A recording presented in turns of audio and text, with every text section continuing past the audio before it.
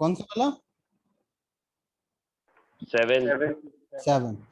7th में क्या है? a plus B giving rise to a3b2 unbalanced है, ठीक है।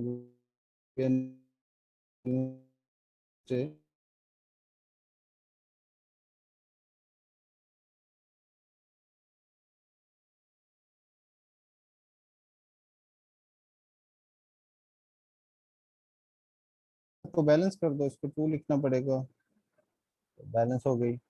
यहाँ पे 3 लिखना पड़ेगा, यहाँ पे 2 लिखना पड़ेगा, ठीक है। तो उसने बोला कि स्टार्टिंग में 3 मोल ए के हैं और 1 मोल बी के हैं। इसमें क्या डाउट आया? इसमें लिमिटिंग रिएजन निकालो, वहां से इसके फाइंड करो, फिर इन दोनों में से लिमिटिंग रिएजन निकालो, यहाँ से इसके ऐसा डिट्टो टाइप का क्वेश्चन हमने क्लास में भी किया हुआ है, और उसमें मैं 1 और मोर देन 1 करेक्ट ही करवाए थे मैंने। आ रहा है याद?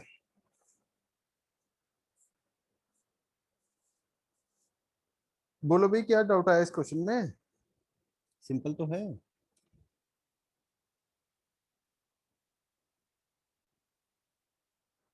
क्या हो गया, चुप क्यों हो गए ये यार? सर आ गया सर।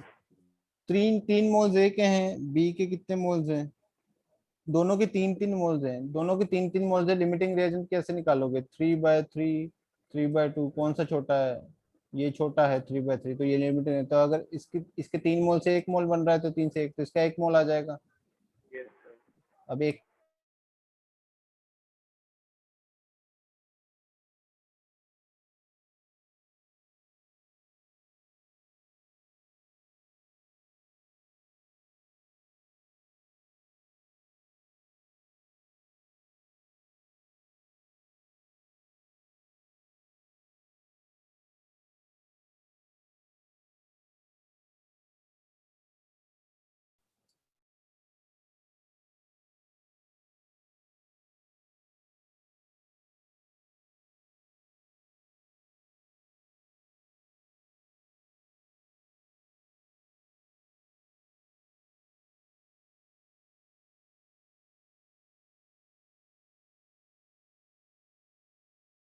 तो कुछ नहीं है, ये HCl के साथ रिएक्ट नहीं करेगी। ये HCl के साथ रिएक्ट करके क्या करेगा?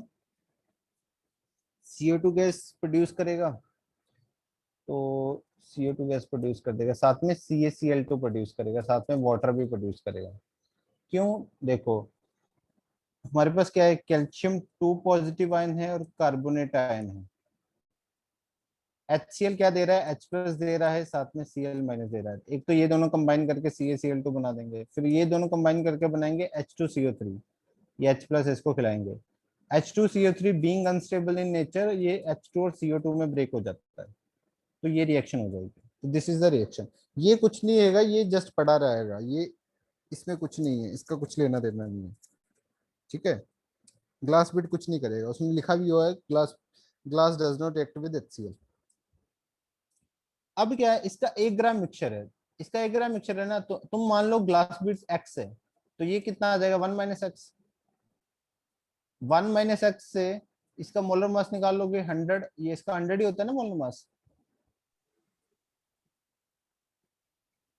बोलो भाई। Yes sir. ये तो एक्सेस में है, ये तो एक्सेस में है, तो लिमिटिंग रिएजेंट तो यही है। यस तो सर। इसके अगर मोल्स 1/x, इसको बैलेंस करना पड़ेगा, एक तो इक्वेशन को बैलेंस कर लो। बैलेंस करने के बाद इसके मोल्स अगर इतने हैं, तो निकाल लो उसके कितने मोल्स बनेंगे, और फिर क्वेश्चन का जवाब दे दो। अच्छा, इसमें क्या दे रखा है तुम्हें? ग्लास भी 0। अच्छा, तुम्हें ये दे रखा है CO2 0.22 ग्राम, तो 0.22 ग्राम डिवाइड बाय 44, इसके मोल्स पता चल जाएंगे। इसके मोल्स से इसके मोल्स निकाल लोगे ना, फिर वहां से एक्स की वैल्यू निकल जाएगी, तुम्हें मिक्सचर में पता चल जाएगा, हो जाएगा I think question. Yes sir. ठीक है, सिंपल था। ठीक है, नेक्स्ट क्वेश्चन।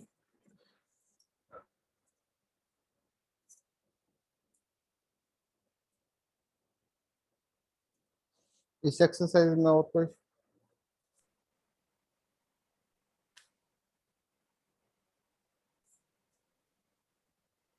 कोई डाउट नहीं इस एक्सरसाइज में?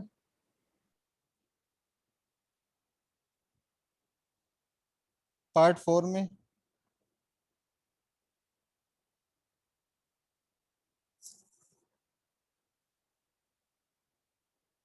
सर Part एक मिनट four- मैं बता रहा हूँ। अच्छा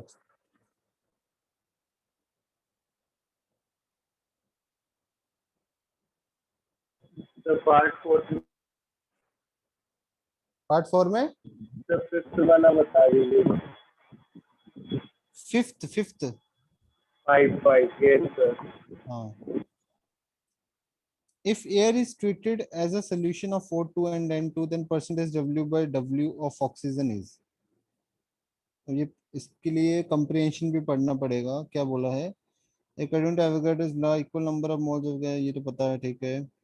now let us assume air consists of 80% volume nitrogen and 20% oxygen का है। if air is taken as then 1 mole would occupy, ठीक है, 1 mole of air, अच्छा पूछा गया है, if air is treated as a solution of O2 and N2 percentage W by W, percentage W by W कितना होगा oxygen का, तुम्हें पता है, तुम्हें क्या पता है भाई, एक सेकेंड, अगर 1 मोल है, 1 मोल एयर है, तो उसपे 0.8 मोल किसके हैं, नाइट्रोजन। N2 के, और 0.2 मोल है ऑक्सीजन के। मतलब मैं ये बोल सकता हूँ 0.8 इंटू 28 ग्राम है नाइट्रोजन और 0.2 इंटू 32 ग्राम है ऑक्सीजन। तो परसेंटेज W बाई W तो निकाल नहीं सकते, ऊपर ऑक्सीजन का वेट रखो 0.2 इंटू 32, नीचे टोटल रखना पड़ेगा, 0.8 प्लस 28 प्लस 0. सॉरी इंटू आएगा, प्लस 0.2 इंटू 32 इंटू 100, आंसर आ जाएगा। बताओ, आया यस समझ में? सर। ठीक, और कुछ? So 9. 9,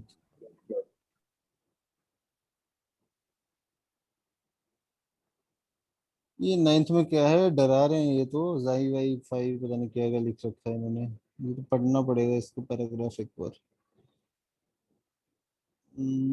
बहुत बड़ा पैराग्राफ है यार ये तो।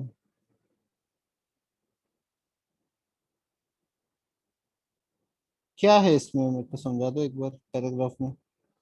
Oxidation reduction for example life in oxidation reduction, क्या बोलना क्या चाहते हैं ये, विच कॉरेस्पॉन्ड टू ऑक्सीडेशन एक्शन। अच्छा, यहाँ पे इसके बारे में कुछ बोला होगा ना जाई भाई के, involving one molecule divided by formula unit of the reactant, that is molecule weight divided by the number of electrons lost or gained by one molecule formula unit during their, अच्छा मतलब molecular weight divide by number of electrons कर दोगे तो ये आ जाता है delta phi का जो साइन है, तो ऑब्वियसली वो ग्रेटर देन 0 होगा क्योंकि मॉलिक्यूलर वेट अपॉन, एक मिनट,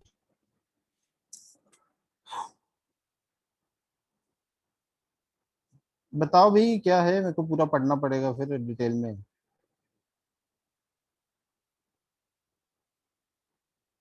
आप कोई बोलेगा नहीं,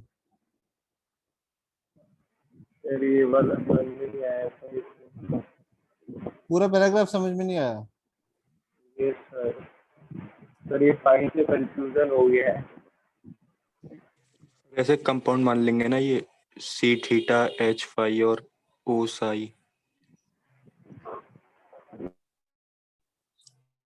सर फिर हाइड्रोजन का +1 ऑक्सीडेशन नंबर और ऑक्सीजन का -2 बना के कार्बन का x मान के सर इक्वेशन बना लेंगे। न्यूट्रल है कंपाउंड। अच्छा, एक तो यहाँ पे तो पूरा देखना पड़ेगा क्या है ये,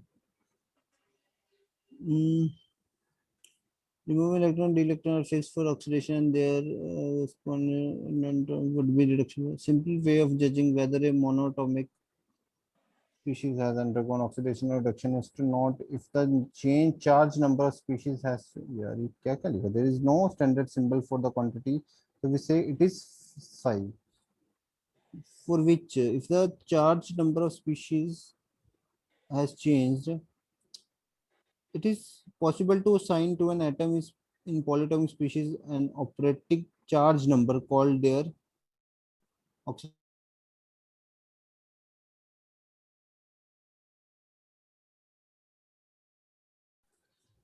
So in a comment by assuming that it is present an azine with a characteristic of instant oxygen is present as O -2 for -1 and sometime it is maybe hypothetical. For example, this is this.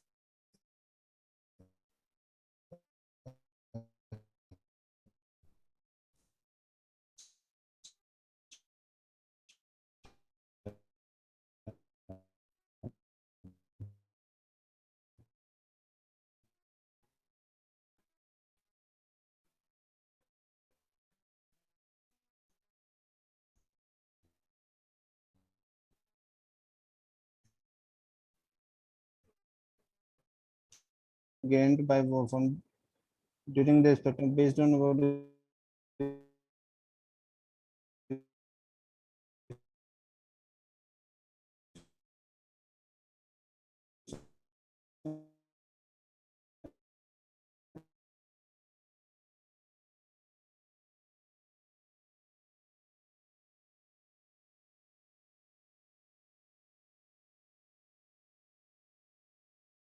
Sorry 5 जो भी है oxidation हुई है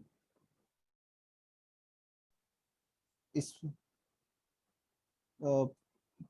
P2 मतलब ये oxidation state दे रखी है हमें कि P2 पॉजिटिव है, Q+5 है और R जो है वो -2 है। तो पॉसिबल फॉर्मूला क्या आ सकता है? तो तुम्हें ऑप्शन वाइज इस क्वेश्चन को करना पड़ेगा।